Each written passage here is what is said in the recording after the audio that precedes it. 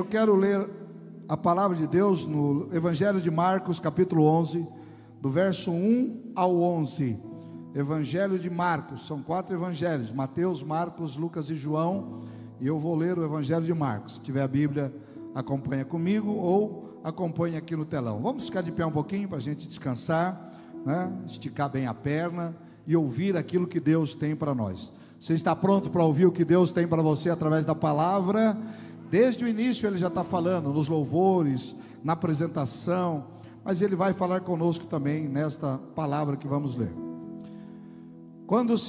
Vou ler na minha versão, que é a King James atualizada, se der para colocar, senão pode ter uma diferença, mas o contexto é o mesmo, tá? Quando se aproximavam de Jerusalém, de Betfagé e Betânia, junto ao Monte das Oliveiras, Jesus enviou 2 dos seus discípulos e disse-lhes: vão até a aldeia que está diante de vocês, e logo ao entrar, encontrarão preso um jumentinho, o qual ainda ninguém montou. Desprendam o jumentinho e tragam aqui. Se alguém perguntar por que estão fazendo isso, respondam: o Senhor precisa dele, e logo o mandará de volta para cá. Então foram e acharam o jumentinho preso, junto ao portão do lado de fora da rua, e o desprenderam. Alguns dos que ali estavam reclamaram: o que estão fazendo, soltando o jumentinho? Eles, porém, responderam conforme as instruções de Jesus. Então os deixaram ir. Levaram o jumentinho a Jesus, puseram as suas capas sobre o animal, e Jesus montou nele. Muitos estenderam as suas capas no caminho, e outros espalharam ramos que tinham cortado nos campos. Tantos que iam adiante dele, como os que o seguiam, clamavam: Hosana, bendito que vem em nome do Senhor, bendito o reino que vem, o reino de Davi, nosso pai, Hosana nas maiores alturas. E Jesus entrou em Jerusalém, no templo, e tendo observado tudo, como já era tarde, saiu para Betânia com os 12 apóstolos. Feche teus olhos um minuto. Senhor, obrigado pela palavra que acabamos de ler. Dirige-nos no falar e no ouvir. Que seja um tempo, ó Deus, onde vamos crescer, porque a tua palavra é crescimento espiritual. Daqui a pouco vamos participar da Santa Ceia, Pai, mas que este seja um tempo onde o Senhor vai falar conosco, onde vai nos orientar, vai nos guiar, nos fortalecer, nos corrigir, e que eu possa, Senhor, também ouvir a tua voz e falar aquilo que o Senhor tem para a tua igreja. Em nome de Jesus, quem recebe, diga amém. Tome o seu lugar, pode sentar-se, por favor, na presença de Deus. Fique bem atento àquilo que Deus tem para a sua vida, para a sua casa. Olha aqui para mim, queridos. Nós estamos iniciando a Semana Santa, e esse texto que eu li é o início da Semana Santa. É o domingo antes da morte e crucificação de Jesus. Eu acabei de ler aqui 5 dias antes da morte de Jesus. Era um domingo, e Jesus vai entrar em Jerusalém, e ele manda pegar um jumentinho que ninguém nunca havia montado ainda. Vocês acompanharam o texto e viram que assim fizeram os discípulos, e levaram até Jesus o jumentinho, e colocaram mantos sobre ele. Jesus se senta sobre aquele jumento, e Jesus entra em Jerusalém como rei. As pessoas gritando, colocando ramos, tirando as capas e colocando para que o jumentinho passe sobre aqueles mantos, sobre aquelas capas, sobre os ramos. Por isso a tradição cristã chama esse domingo de Ramos, né? Em muitas igrejas tem o costume de cortar ramos e levar para ser abençoado. Nós não temos esse costume, não temos essa tradição. A Bíblia não diz que a gente deve fazer isso, né? Mas alguns fazem, porque simboliza o início dessa Semana Santa, que é uma semana importante para nós como cristãos. Jesus, no domingo, ele é recebido como rei. Eles esperavam o rei que ia libertá-los do domínio romano. Romanos oprimiam, matavam, cobravam impostos, e eles esperavam agora um rei que seria um rei militar, um rei político, um governante, e eles confundem Jesus com este rei. E quando Jesus está entrando, eles começam a clamar: Jesus, ó, Hosana. A palavra Hosana quer dizer socorre-nos, salva-nos. É uma palavra hebraica. E eles diziam: está aqui o Salvador, aquele que vai nos libertar de Roma, desta opressão que nós vivemos, do imposto que nós pagamos. Sabe, domingo de Ramos é o dia que se comemora essa entrada triunfal de Jesus em Jerusalém. Ele entra na semana que estava para anteceder a sua morte, e ele sabia que aquela seria a semana, a última semana em vida antes da sua própria ressurreição. Ele sabia que dali 5 dias ele ia morrer. O que você faria se você soubesse que daqui 5 dias você iria partir, você iria morrer? Jesus sabia.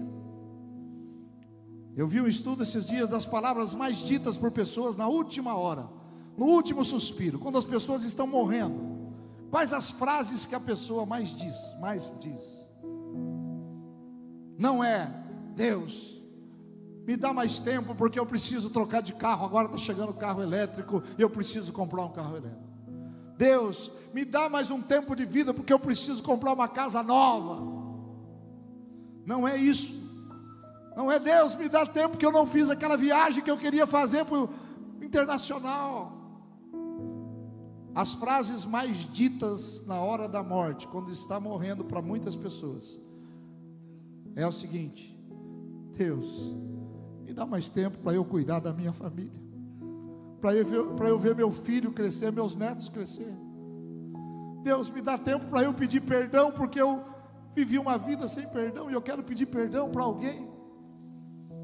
As frases mais ditas não são de coisas materiais, porque ninguém quer a sua vida prolongada para que ele possa adquirir mais uma casa, mais um apartamento, mais uma viagem. Jesus sabia que ele morreria dali 5 anos. Se você estivesse nesta condição, qual seria a sua atitude? Jesus, mesmo estando nos seus últimos dias, ele tinha naquela semana o maior projeto da história, o maior projeto da humanidade, estava à frente de Jesus, que é a nossa salvação e a nossa redenção. Era o grande projeto de Deus, para isso ele tinha vindo. O maior evento da história estava para ocorrer naquela semana. Por isso Jesus decidiu firmemente chegar àquele lugar. Eu quero dizer uma coisa para você: Deus tem um propósito na tua vida, Deus tem um projeto na tua vida, Deus tem um propósito na tua família, e você não partirá sem que esse propósito aconteça na tua vida, na tua casa e na tua família. Olha aqui para mim: os propósitos de Deus alcançam o homem, e quando o homem está debaixo do propósito de Deus, ele é mais do que vencedor. Há um propósito para você, irmãos.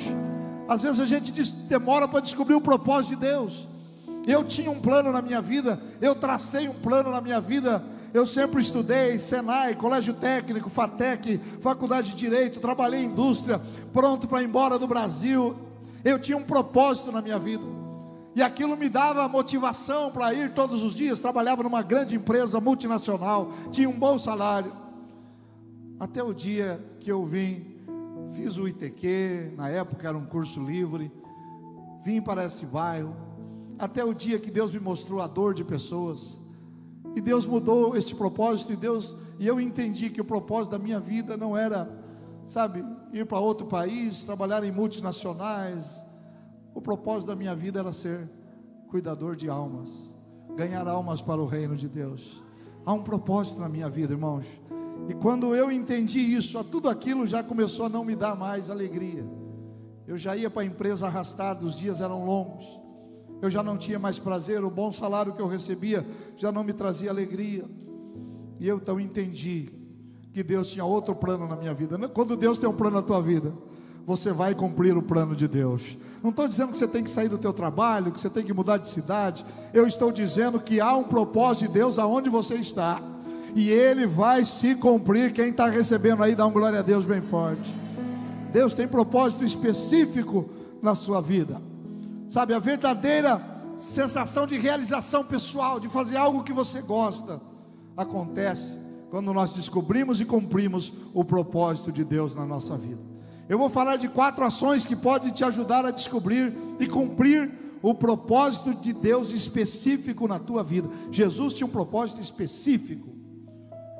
Aquela semana ele iria ser traído, aquela semana ele ia ser entregue na mão dos soldados, ele ia ser vendido por 30 moedas, aquela semana ele ia ser crucificado, ia ser morto.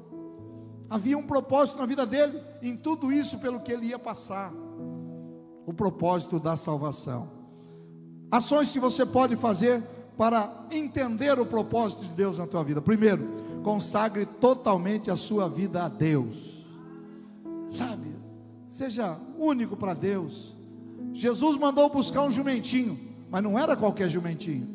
Era um jumentinho que nunca tinha sido montado por ninguém. Se fosse nos dias de hoje, era um carro popular.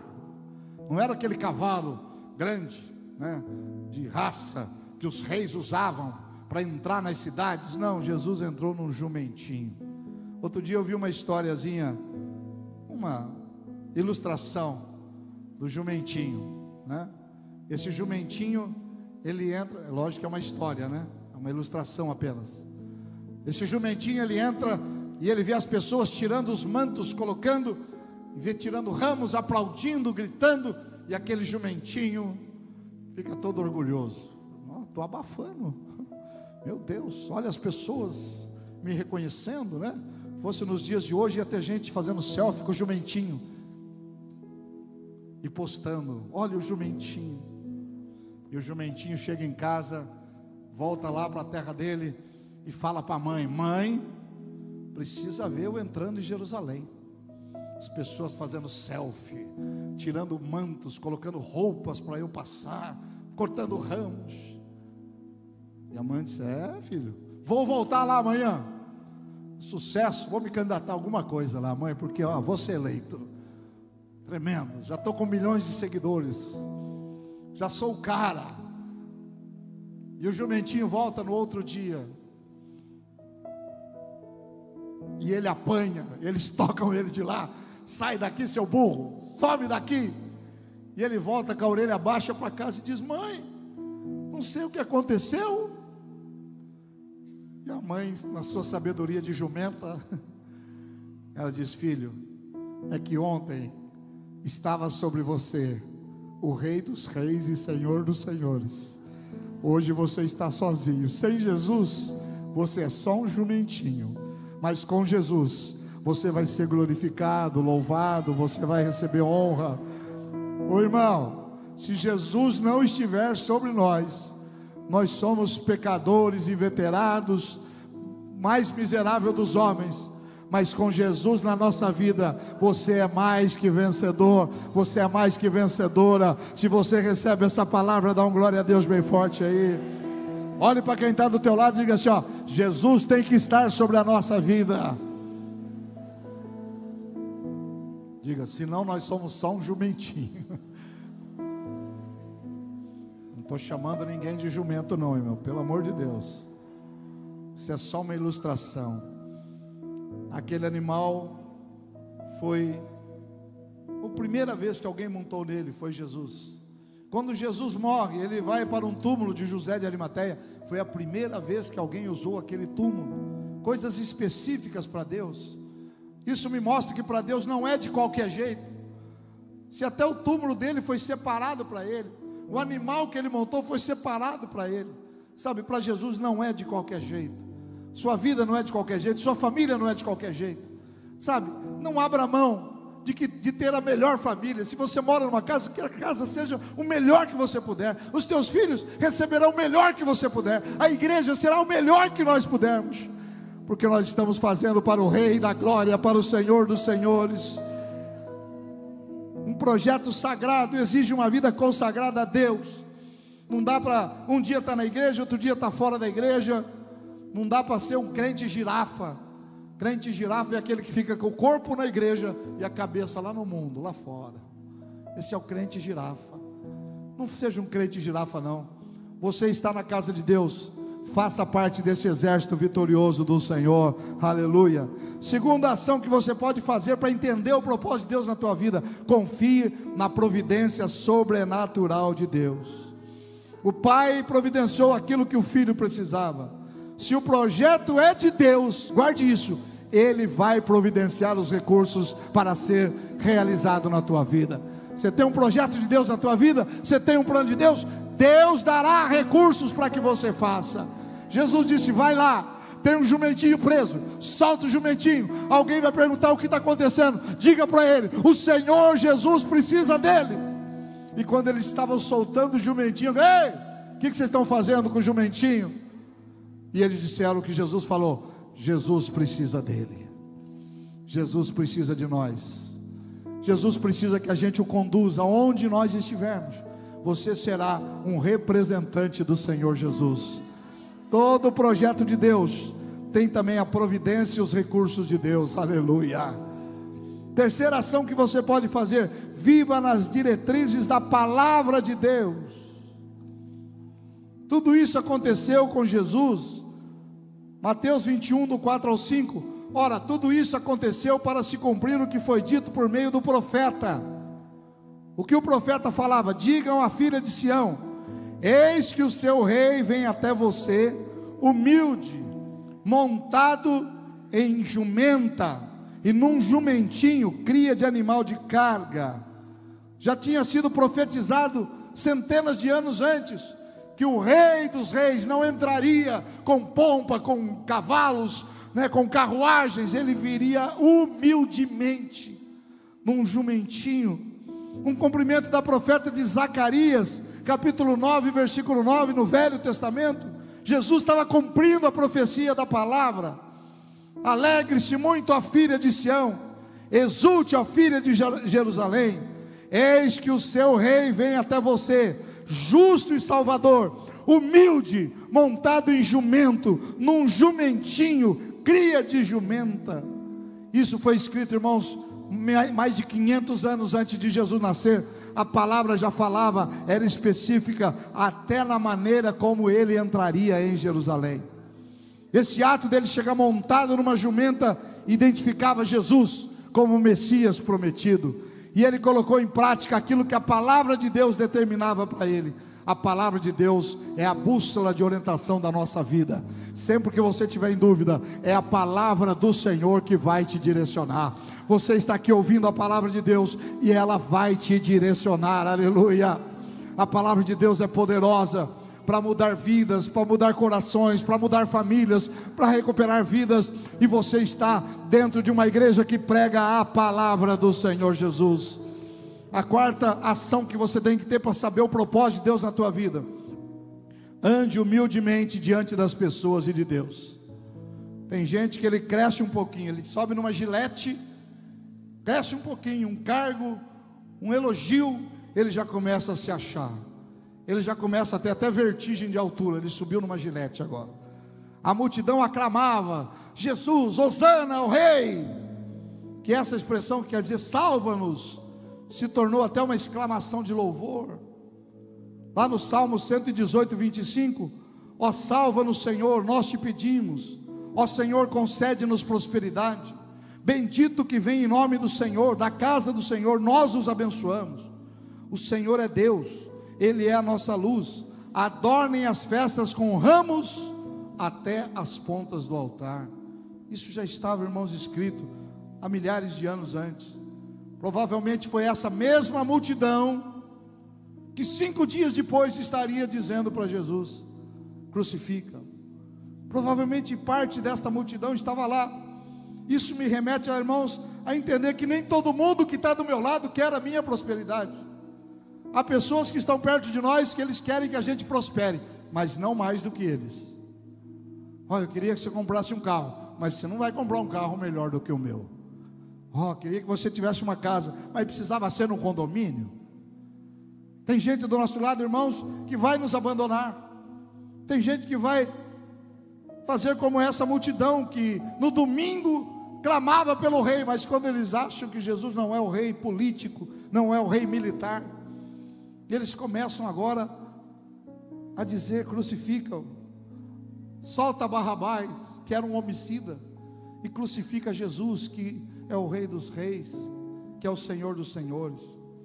Sabe, não permita que o aparente sucesso, você está fazendo sucesso, afete a sua capacidade de raciocinar. Eu conheço gente que quando está fazendo sucesso, ele sai da igreja. Que quando está fazendo sucesso, ele troca de família, troca de mulher, troca de marido. Eu conheço gente que quando está fazendo sucesso, irmãos, ele começa a ter atitude arrogante para com as pessoas. Jesus nos dá o exemplo. Não permita isso. Mesmo as pessoas que hoje talvez bajulam você, podem ser as mesmas que vão te abandonar mais tarde. Por isso, meu irmão, olha o que diz Provérbios 16, 18.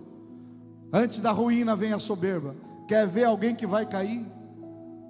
A soberba precede a ruína. Um soberbo, pessoa soberba, nariz empinado, dono da verdade, crítico, critica a igreja, critica o pastor, critica você, critica a família, é dono da verdade. A soberba precede a ruína, e o espírito arrogante vem antes da queda. Leia comigo esse versículo, diga assim: a soberba precede a ruína. Diga: o espírito arrogante vem antes da queda. Irmão, estamos aqui hoje para tomar uma vacina espiritual. Baixa a bola, não seja soberbo. E soberbo não é só para, tem rico é tudo soberbo. Não, eu conheço rico humilde, eu conheço pobre soberbo. Eu conheço gente que não tem um gato para puxar para o rabo, mas ele é soberbo, sabe, ele olha arrogante, a palavra dele é arrogante, o julgamento dele é arrogante. A arrogância precede a queda. Por isso Deus está nos vacinando nessa noite, que não haja arrogância no nosso meio, que Ele tire a arrogância da igreja, que Ele tire a arrogância do altar, sabe, que Ele tire a arrogância da família, que Ele tire a arrogância dos amigos, porque nós não queremos ver a queda de ninguém, nós não queremos ver soberba na vida de ninguém, nós queremos que as pessoas cresçam, que Ele cresça e que a gente diminua, porque ao diminuir, a glória do Senhor vai ser manifesta na sua vida, na sua casa e na sua família. Isso é uma vacina, irmãos, isso é uma vacina. A gente enfrenta muitas lutas no dia a dia. Foram visitar um sábio, tinha uma excursão à casa de um sábio, e visitaram a sala, os livros, a biblioteca, e chegaram à cama, ao quarto daquele sábio, e diante da cama estava a cama que ele dormia. Na parede tinha uma frase: isto também vai passar. E perguntaram àquele sábio: olha que frase interessante, o senhor dorme olhando para esta frase? Diga sim. E o que ela diz para nós? Qual é a frase da sabedoria? E o sábio diz assim: sabe, tem dias que eu estou mal, tem dias que eu tenho problemas na família, na minha vida pessoal, tem dia que eu tenho problemas de saúde, e eu leio ali, e está escrito: isto também vai passar, esse dia também vai passar. Mas tem dias que eu estou na vitória, tem dias que eu sou honrado, tem dias que eu passo assim maravilhosos, e eu olho lá, isso também vai passar. Os dias bons passam, e os dias mal também passam. Não há mal que sempre dura. A Bíblia diz que o choro pode durar até a noite, mas a alegria vem pela manhã. E o dia bom também, infelizmente, ele passa. E nós passamos por dias difíceis, é a nossa vida. Mas há algo que não passa na nossa vida, é a presença de Deus. É a presença de Deus. Eu acrescentaria: isso também vai passar, menos a presença de Deus na minha vida. Você está passando por um dia difícil, querido, uma fase difícil, recebe essa palavra: isso vai passar. Está passando por um dia bom? Aproveita o dia bom, aproveita esse tempo, porque passa. Mas a presença de Deus permanece na nossa vida. E eu vou concluir para ministrarmos a ceia. Sabe, Jesus entra como rei, mas naquela semana ele ia ser traído, naquela semana ia ser humilhado, naquela semana ele ia ser morto por nós, ele ia ser crucificado. Na quinta-feira ele iria, num dos momentos mais difíceis, ministrar a Santa Ceia. Ele criou a Santa Ceia num momento difícil. Isso me leva a crer que mesmo nos momentos difíceis que você está passando, você pode criar uma bênção na vida de alguém, você pode ser bênção na vida de alguém, porque o teu chamado é maior do que a sua dor.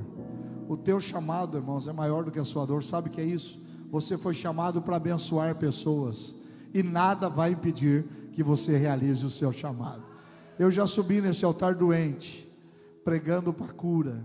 Eu já subi aqui, irmãos, com compromissos financeiros para cumprir, preocupadíssimo, mas abençoando e orando por prosperidade. Eu já subi aqui com família doente, mas orando para abençoar famílias. A minha dor não para o meu chamado, a sua dor não para o propósito de Deus na tua vida. Você vai cumprir aquilo que Deus prometeu para você, em nome do Senhor Jesus.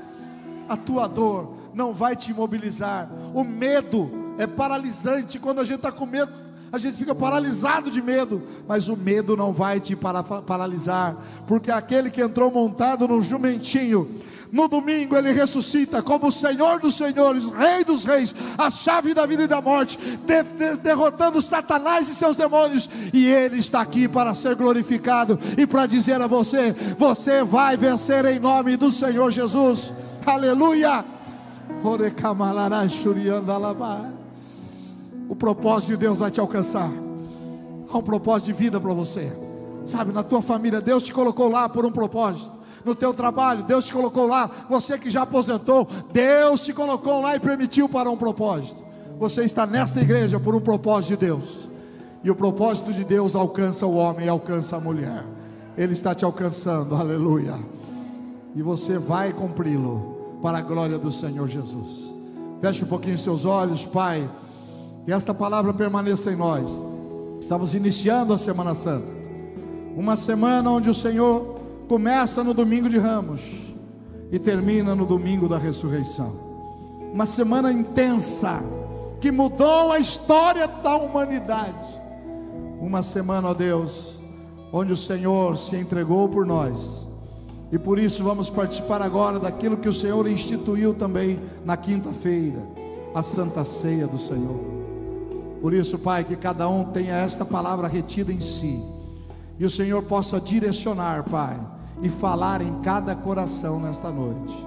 É o que nós pedimos em nome do Senhor Jesus, e para a tua glória. E quem recebe diga amém.